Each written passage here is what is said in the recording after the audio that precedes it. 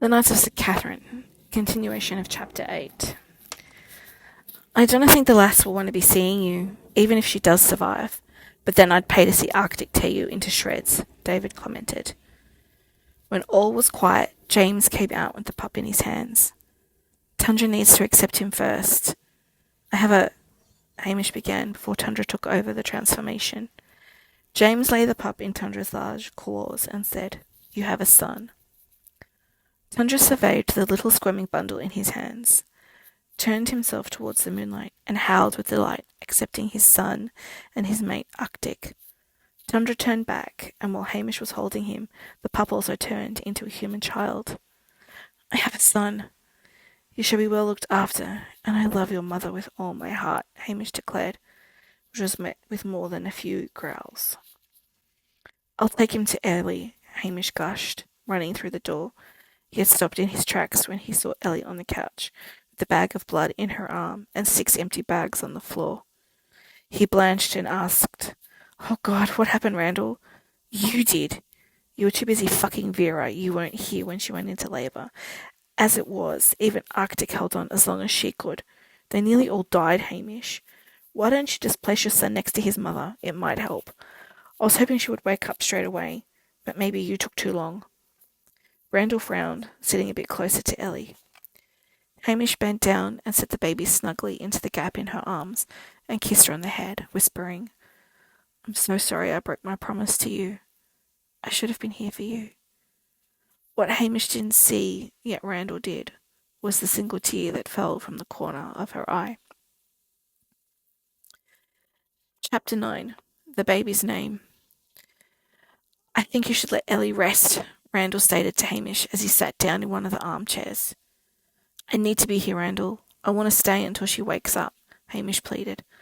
Lilith leaned over and scooped the baby off Ellie's chest and placed him in a nearby bassinet. "Yeah, well, it wouldn't surprise me if she magically wakes up when you go," Lilith spat at him. "You broke her heart, Hamish," Gemma added. "What?" Hamish asked with a confused look on his face. "Well, lady, you have been spending so much time with that poor brag breaker. Then you come back here smelling like Saxon the Highland coo, while Ellie is giving birth to your son, then declare your love for her with that stench still lingering. Do you realise how much of an ass that makes you?" David explained. "How about you come and stay with me tonight, Hamish? You can get a decent night's sleep and clean up. We can be back by breakfast so you can see Ellie and the baby," Jack suggested. With that, Hamish followed him out into the foyer. He turned his head for one last look at Ellie lying on the couch, covered in blood, and he was sure he heard a sob, which tore at his own heart. It was early the next morning when Gabrielle and Gemma woke Ellie up. "Ellie, come on, Gabby and I'll help you have a shower. Poor Randall has gone to bed. He was sitting here all night. It was like he was afraid if you looked away you'd die. So I'll take you to the shower, and Gabrielle knows an awesome spell to clean up." "Hamish?"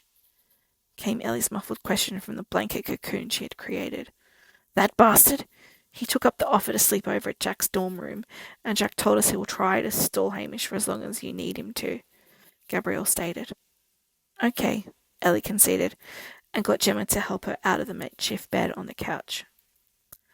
After the hottest steaming shower Ellie could handle, and a light breakfast, she felt somewhat normal again, by the gaping hole in her heart that Hamish had ripped out. "Where is the baby?" Ellie asked as she turned and walked into the living room. But what she saw made her smile brightly. Everyone was wanting to take turns in holding him, but as soon as he heard his mother's voice, he began squirming to get away from Ethan. "Okay, little tyke, here's your mama." Ethan chuckled, handing him over. "Hello, little one. Sorry I couldn't hold you much last night. Mama wasn't feeling the greatest. I'm still not the best, but I'll get there." As Ellie finished, Hamish and Jack walked in the door. "Hi," was all Hamish could muster. Ellie stiffened, yet waved at everyone to shush when a few small growls could be heard, and turned around and nodded at him. "We'll talk later," and went to give Jack a one-armed hug.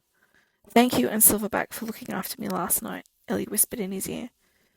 "I suppose that's what brothers do," Jack replied, giving Ellie a small hug, which made Hamish growl at Jack and Ellie glare at Hamish. Since everyone is here, I suppose you're all wondering what his name is.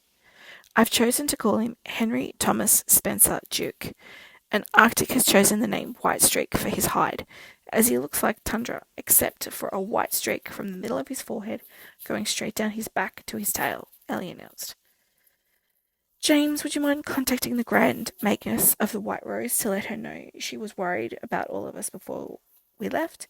She will need to begin working on the spells that will be needed to create a backstory and the necessary paperwork for Henry. For simplicity, his name is Henry Duke. Also informed the princess that she will most likely need to contact her blue counterpart, Ellie requested. Nicole, can you please do the same with the Grand Magus of the Blue Rose? Inform her that the White Grand Magus will be in touch, Ellie continued. I know she will ask how long you are planning on staying, Nicole asked. We won't be able to leave for another 2 months at least. Henry will grow quickly before then, and there would be too many questions. I'm guessing by then he will be about 13. Randall, you can help me with that, yes? Ellie replied and asked. Sure. Happy to, Randall enthused, who had snuck down the stairs. Hang on, you said your Grand Magus is a princess? Gabrielle bounced. That's right. In the society, her title is Her Royal Highness Princess Helena, Grand Magus of the White Rose, Gemma informed. But the British royal family doesn't have a Princess Helena, Gabrielle asked, confused. Oh, but there is, lassie. Helena isn't her first name, David added cryptically. Let me snap a picture for her, and I'll go and ring now. James announced. I'll head over and deal with Vera now too, Nicole stated. Hamish, who until now had not said a word, but had increasingly gotten pale, stuttered, 2 months, the teenager, me, father, simply stared at the small bundle in Ellie's arms before falling over the armchair. By the time Hamish had come to his senses, Ellie had handed Henry to Jack, as she needed to go and clean up the den. Lilith and Gemma had gone with her, while Gabrielle drove David, Ethan, and Randall to the shops to buy some baby things they needed. How's the shot going there, Hamish? Jack asked, bouncing Henry. Should you really be bouncing him like that? Hamish asked.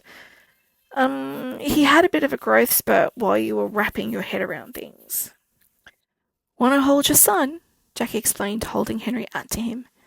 Henry smiled at Hamish and went willingly into his father's arms. What the hell am I going to tell my parents? Hamish asked, a little stressed. I don't know, man. Nothing, I think. That's what the spells are going to take care of. Hence why the Catherines have to stay here, Jack replied. Hey, Hamish, you okay? You on pal again, dude? Jack asked, clapping his hand on Hamish's shoulder. I think I'm going to have to talk to your mama, Henry. How can I look after him if Ellie leaves him here? Hamish mused. Or if I never get to see him again. Hamish stressed, hugging Henry a little too tightly, making him squeak in protest. The girls were on their way back. Now would be the best time to talk to Ellie and maybe beg for forgiveness while crawling through glass. Jack grinned. Hamish had the good sense to look ashamed. I really broke her, didn't I? Yeah, man, you did. Maybe Vera spelled you to stay with her last night. As I can see your face that you really care for Ellie. And you were awesome at the beginning, Jack deduced. Hamish nodded in agreement. It wasn't too much longer before the girls came back to the house. By now Henry really was looking like a 6-month-old. We're back, Ellie yelled out. We know, we can smell you, crazy lady, Jack yelled back.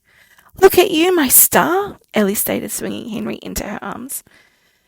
Can we go for a walk and talk? Please, Ellie, Hamish begged. Ellie looked into her son's eyes, which were exactly like his father's. Fine, let's go. Henry, you go and play with Uncle Jack, Ellie agreed, handing Henry over.